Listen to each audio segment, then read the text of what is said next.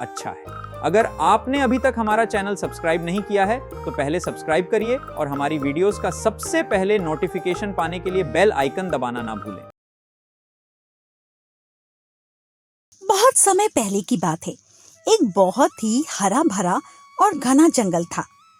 उस जंगल में तरह तरह के जानवर जैसे छोटे बड़े तेज और डरपोक भी रहते थे। उसी जंगल में रहता था एक विशाल और ताकतवर डायनासोर जिसका नाम था डायना। अरे ये तो बहुत डरावना है, इससे दूर ही रहो, ऐसा कहकर सब जानवर भाग जाते थे। डायना बाहर से जितना ताकतवर था, अंदर से उतना ही अकेला। वो रोज नदी के किनारे बैठकर सोचता, काश मेरा भी कोई दोस्त होता, लेकिन मुझसे तो कोई बात ही नहीं करता।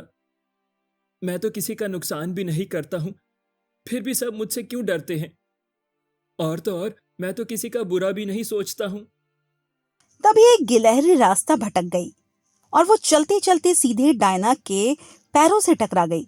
गिलहरी कांपते कांपते बोली, मम्मा मम्मा, मुझे मत खाना, मैं जानबूझकर तुमसे नहीं टकराई, मुझको माफ कर दो डायना भाई।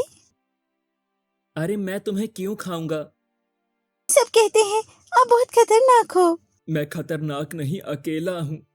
सब कोई मुझे गलत समझते हैं कि मैं खतरनाक हूं। दिखने में बस विशाल और खूंखार दिखता हूं।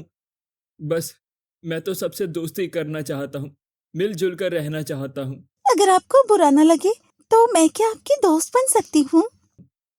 सच में तुम मुझसे दोस्ती करोगी? दोस्ती साइज देखकर नहीं होती, दोस्ती तो दिल से होती है। ये सुनकर डायना की आंख चमक उठी। फिर ये दोनों में दोस्ती की शुरुआत हो गई। एक दिन जंगल में एक खूंखार शेर आया। वो सभी जानवर को डराने लगा। सब जानवर डर के भागने लगे। मैं हूँ जंगल का राजा और तुम सबको एक बार में ही मार कर खा जाऊंगा। अरे महाराज, आप तो जंगल के राजा हैं, हम सब तो आपकी प्रजा है, और भला कोई राजा अपनी प्रजा को खाता है क्या? अरे ओ गिलहरी, तुम इतनी छोटी और इतनी बड़ी बात करती हो, तुमको हिम्मत कैसे आ गई मेरे सामने बात करने की? महाराज, ये गिलहरी ने सही कहा। जो राजा अपने प्रजा को परेशान और खाने की बात करता हो, वो राजा नहीं कहलाता। अच्छा, जो जमीन पे रेंगने वाला प्राणी हमको यानी जंगल के राजा को सिखाएगा। शेर एक ऊंची चट्टान पर खड़ा होकर जीत का जश्न मना रहा था। तभी उसे धरती के हिलने का एहसास हुआ। सामने से डायना आ रहा था। दोनों की नजर मिली और माहौल गर्मा गया। रुक जा ए अजनबी जीव, तेरी हिम्मत कैसे हुई मेरा शिकार रोकने की? क्या तुम्हें अपनी जान प्यारी नहीं है? मैं यहाँ शिकार करने नहीं आया हूँ। मैं भी ये जंगल का प्राणी हूँ। ये जंगल मेरा भी घर है और मैंने देखा है कि यहाँ के जानवर तुम्हारी वजह से खौफ में। मैं इस जंगल का राजा हूँ। यहाँ का पत्ता भी मेरी मर्जी के बिना नहीं हिलता है। तुम्हारे जैसे विशाल जीव मेरे सामने बहुत आए और बहुत गए। तुम्हारी ताकत सिर्फ कमजोरों पर चलती है। घमंड की आंख अक्सर सच नहीं देख पाती। मैं आखिरी चेतावनी दे रहा हूँ, पीछे हट जाओ और इन जानवरों को तंग करना बंद कर दो। तुम मुझे चेतावनी दे रहे हो? इस जंगल में आज तक किसी ने मुझसे इस तरह बात नहीं की है। आज तुम्हारा ये विशाल शरीर भी मेरे गुस्से से बच नहीं पाएगा। मैं पूरे जंगल को दिखाऊंगा कि असली ताकत किसे कहते हैं। लगता है तुम्हारी बुद्धि पर अहंकार का पर्दा पड़ा है। अगर तुम प्यार की भाषा नहीं समझते हो और सिर्फ बल की भाषा जानते हो, तो तुम्हें आज वही भाषा से समझाया। यह तो वक्त ही बताएगा कौन मौत के मुंह में जाएगा। शेर ने हवा में एक लंबी और घातक छलांग लगाई, गर्दन में झपट्टा मारा। शेर की आंख खून की तरह लाल था। उसने अपनी पूरी ताकत डायना के कंधे पर झोंक दी। जैसे ही शेर एक बार फिर जमीन पर उतरा, डायना ने अपनी विशाल पूंछ को एक चाबुक की तरह घुमाया। पूंछ के वार से शेर हवा में उड़ के सामने की झाड़ी में समा गया। अब शेर समझ चुका था, ये कोई साधारण लड़ाई नहीं है। वो डायना के चारों ओर चक्कर काटकर उसकी कमजोरी ढूंढने की कोशिश करने लगा। शेर ने फिर से उछला और इस बार डायना के पैरों पर हमला किया। डायना ने अपना भारी पैर जमीन पर पटका, जिससे पूरी धरती कांप उठी और शेर अपना संतुलन खो बैठा। पहली बार खूंखार शेर के मन में मौत का डर समाया। उसने फिर से हमला करना चाहा, लेकिन डायना के विशाल शरीर और लाल आंख को देखकर पीछे हट गया। शेर लड़खड़ाते हुए दर्द से कांपने लगा। वो समझ गया डायना को हराना असंभव है। फिर शेर पूंछ उठाकर गहरी जंगल में भाग गया और पीछे मुड़कर कभी नहीं देखा। अरे क्या बात है, अब जंगल में नया राजा होगा। क्यों ना अब वो खूंखार डायनासोर हरिया को लाया जाए और सब आपस में लड़कर मर जाए। जंगल का राजा हम बन जाएंगे। लोमड़ी अब गुफा की ओर शेर के पास जाने लगा। वो दबे पांव गुफा के अंदर आई और शेर को इस हालत में देखकर मन ही मन मुस्कुराई, लेकिन बाहर से उसने सहानुभूति दिखाने का नाटक किया। हे भगवान, महाराज, आपकी ये हालत! उस जीव ने तो सबके सामने आपका अपमान कर दिया। जानवर अब आपकी दहाड़ में हंसेंगे। चुप रहो लोमड़ी, तुमने देखा नहीं वो कितना विशाल था। मैं सब देख रहा था महाराज। अकेले लड़ना आपका गलत था, लेकिन मेरे पास एक योजना है और इस डायनो से बदला भी ले सकते हैं। कैसी योजना? क्या तुम ये विशाल जीव को हरा सकते हो? मैं नहीं, लेकिन एक दूसरा जीव उसे हरा सकता है। इस पहाड़ के उस पार जो दूसरा घना जंगल है, वहां एक और डायनासोर रहता है। वो इससे भी ज्यादा खूंखार और बेरहम है। वो किसी का सगा नहीं है। दूसरा डायनासोर? पर वो मेरी मदद क्यों करेगा? महाराज, यही तो मेरी चाल है। हम हरिया के पास जाएंगे और दोस्ती का हाथ बढ़ाएंगे। हम उसे बताएंगे कि डायनो ने इसके इलाके पर कब्जा करने की योजना बनाई है। फिर जब वो दोनों आपस में लड़कर मर जाएंगे, तब आप फिर से इस जंगल के बेताब बादशाह बन जाएंगे।